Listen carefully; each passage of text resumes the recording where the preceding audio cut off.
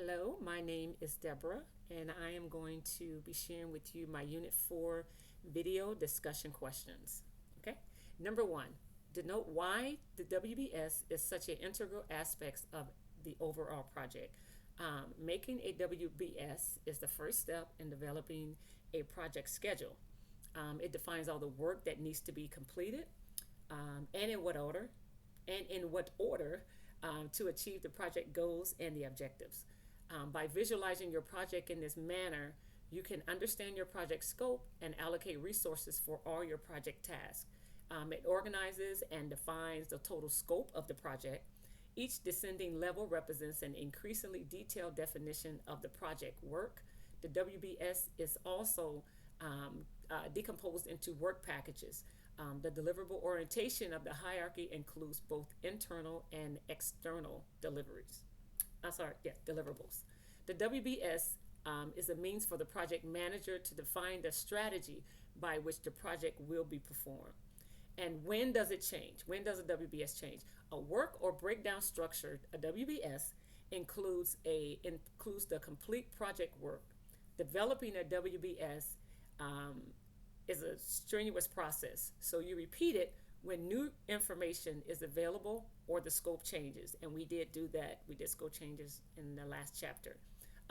Remember in the last chapter we talked about scope changes. When this process happens, there must be an agreement with the project manager, the client, and the other stakeholders. Everyone has to agree. Who is authorized? Who is authorized to make modifications on a WBS? The project participants, the project manager, and the stakeholders. Next question, what are the key components to the WBS? What columns of data are expected in the MBS and why?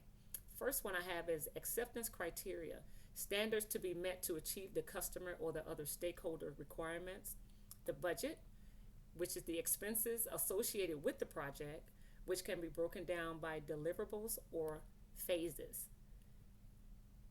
Deliverables, the product, service, or result created at various stages of the product.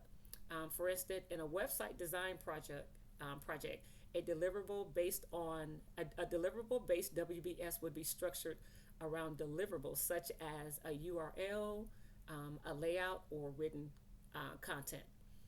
Another one is milestones, which are the critical stages of the project that are to be identified in the WBS. And then there's phases, the various stages of the project. For instance, in a website design project, a phase-based WBS would be structured around things such as discovery, design, and launch rather than the specific deliverables. All these categories are needed and are important components because this is a part of the 100% rule. This means that the WBS encompasses all aspects of the project. Next question, how do you determine what the high-level tasks are in a WBS? It's based on what your project is. You use your main areas of work. They can be your headers of the actual project that you're putting together. Why are past projects helpful when creating the WBS? You can use them for knowing your timelines for the project. It can help in knowing what templates are going to be needed. And a big reason is that you don't have to reinvent the wheel. It can also be used for budget also.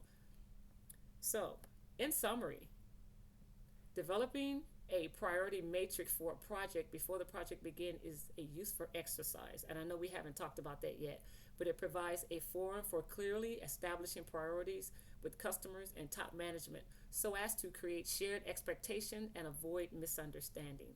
Priority information is essential to the planning process where adjustments can be made in scope, schedule, and budget allocations. Finally, the matrix is useful midway in the project for approaching a problem that must be solved. And I only read that because the question before it says, why are past projects helpful in creating the WBS? And I believe that if you have something like a priority matrix developed and put together, then you can cut out a whole lot of red tape that can create other issues and avoid a lot of misunderstanding down the road. So that concludes my assignment. Thank you.